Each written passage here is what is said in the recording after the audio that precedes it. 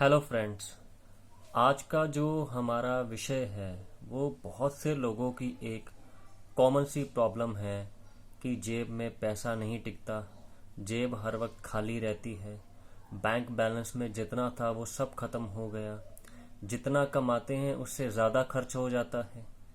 या कई बार आपने देखा होगा कि कुछ लोग बहुत से फंड से कोई बिजनेस स्टार्ट करते हैं कि हमने 50 लाख या 1 करोड़ से बिजनेस स्टार्ट किया, लेकिन आमदनी जो है वो महीने की 10,000 भी नहीं हो रही, 20,000 भी नहीं हो रही। या कई लोग ऐसे होते हैं जो 15-20 हज़ार रुपये या 30,000 रुपये से कोई बिजनेस शुरू करते हैं या 1 लाख रुपये से कोई बिजनेस शुरू करते हैं, और पहले दिन से पहले महीने से उनकी जो इनकम है वो उम्मीद से ज़्यादा बढ़कर आती है। तो कुंडली में ऐसे कौन से योग हैं कि जिनसे हम पता लगा सकते हैं कि हमारी कुंडली में धन टिकेगा या नहीं टिकेगा, हमारी जेब में पैसा रहेगा या नहीं रहेगा। तो आज हम ये सब चीज़ें डिस्कस करेंगे आज के वीडियो में। सो फ्रेंड्स, अगर आप पहली बार ये वीडियो देख रहे हैं और अभी तक आपने चैनल को सब्सक्राइब नहीं किया है तो प्लीज़ चैनल को सब्सक्राइब कर दीजिए, बेल आइकन के बटन को प्रेस कर दीजिए और ऑल के ऑप्शंस को प्रेस कीजिएगा ताकि जब भी कोई नया वीडियो अपलोड हो टाइम टू टाइम उसकी नोटिफिकेशन आपको मिल जाए। सो फ्रेंड्स, हम बात करेंगे अब कि जेब में पैसा क्यों नहीं टिकता, हमारा बैंक बैलेंस जो है वो फुल क्यों नहीं रहता, या आमदनी जो है वो बहुत कम है और बिजनेस बहुत बड़ा है, तो क्या रीज़न है। सो फ्रेंड्स, अभी मैंने एक आपके सामने जो है एग्जाम्पल लिया है सिंह लगन यानी कि लियो लगन का एक एग्जाम्पल लिया है। वैसे भी जो कुंडली में है हमारे धन के घर गिने जाते हैं, वो गिना जाता है दूसरा घर और 11वां घर।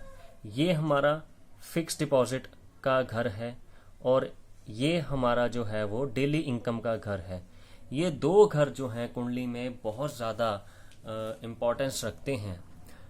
अब मान लीजिए, जैसे ये एक एग्जाम्पल मैंने लिया है कि 12वें घर में शनि या मंगल या राहु या केतु, इन चारों में से कोई एक ग्रह हो, और 10वें घर में शनि या मंगल या राहु या केतु, यानी कि अगर 11वां घर पाप कर्त्री दोष में आ जाए, शनि मंगल और राहु केतु ये 4 ग्रह, इन्हें पाप ग्रहों की कैटेगरी में लिया जाता है।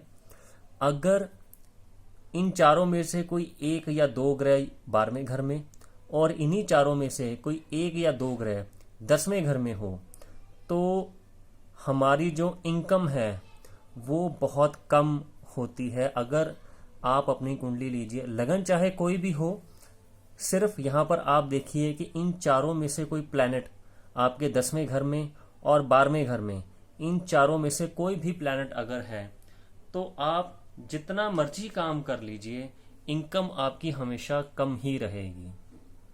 इसी तरह से शनि मंगल या राहु या केतु तीसरे घर में और शनि मंगल या राहु केतु पहले घर में हो, यानी कि इसी तरह से अगर दूसरा घर जो है वो पापकर्त्री योग में आ जाए, तो आप इनकम जितनी मर्जी कमा लीजिए, आपके पास जुड़ेगा कुछ नहीं, यानी कि जेब आपकी फिर से खाली रहेगी। तो ये दो घर जो होते हैं बहुत इम्पोर्टेंट होते हैं हमारी कुंडली में। अगर ये दोनों घर पापकर्त्री योग में आ जाएं, तो जितना मर्जी आप बिजनेस बड़ा कर लीजिए, जितना मर्जी आप जो है वो ये देखिए कि आपको इनकम बहुत ज़्यादा होगी, लेकिन आपके पास टिकेगा कुछ नहीं।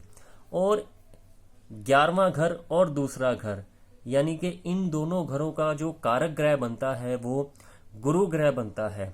अगर गुरु कुंडली में कहीं भी है और वो भी इसी तरह से पापकर्त्री योग में आ जाए, यानी कि गुरु से आगे जो दूसरा घर आता है उसमें शनि या मंगल या राहु या केतु आ जाए, और गुरु से 12वें घर में शनि या मंगल या राहु या केतु आ जाए, तो यानी कि हमारे जो इनकम का और धन का जो कारक ग्रह है वो ही वीक हो गया कि हम मेहनत पे मेहनत करते जा रहे हैं लेकिन पैसा कुछ भी नहीं आता है। जेब हमारी फिर खाली की खाली रहती है। तो ये 2-3 पॉइंट्स हैं जिनकी वजह से हम आसानी से जान सकते हैं।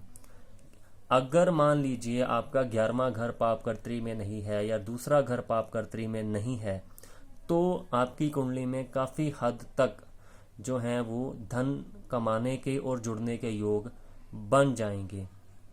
अगर ये भी नहीं है कि आपका जो 11वां घर है वो भी पापकर्त्री में नहीं है या 12वां घर है वो भी पापकर्त्री में नहीं है, फिर भी जो है कि पैसा जो है वो नहीं टिकता है, खर्च हो रहा है, तो एक और आपको चीज़ देखनी पड़ेगी कि 12वां घर यानी कि हमारे जो व्यय का भाव है, कहीं उसका जो लॉर्ड है, अब मान लीजिए फॉर एन एग्जाम्पल कि इस लगन में चंद्रमा जो है वो व्यय का जो कारक माना जाता है, तो वो कहीं उठकर हमारे दूसरे भाव में तो नहीं चला गया, यानी कि 12th लॉर्ड जो होगा वो कहीं सेकंड हाउस में ना गया हो, जिससे कि खर्चा जो है उठ के हमारे जो फिक्स डिपॉजिट में ना चला गया हो, जिसकी वजह से हमारा जो जुड़ा हुआ धन है वो खर्च ही हो रहा है।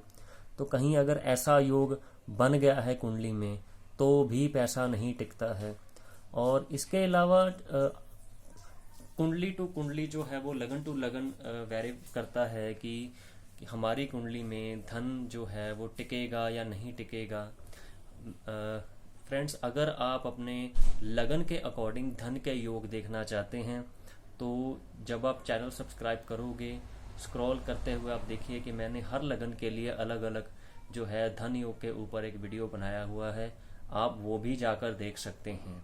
तो फ्रेंड्स, आज के लिए बस इतना ही। अगले वीडियो में एक नया टॉपिक लेकर फिर आऊँगा। Till then, good bye.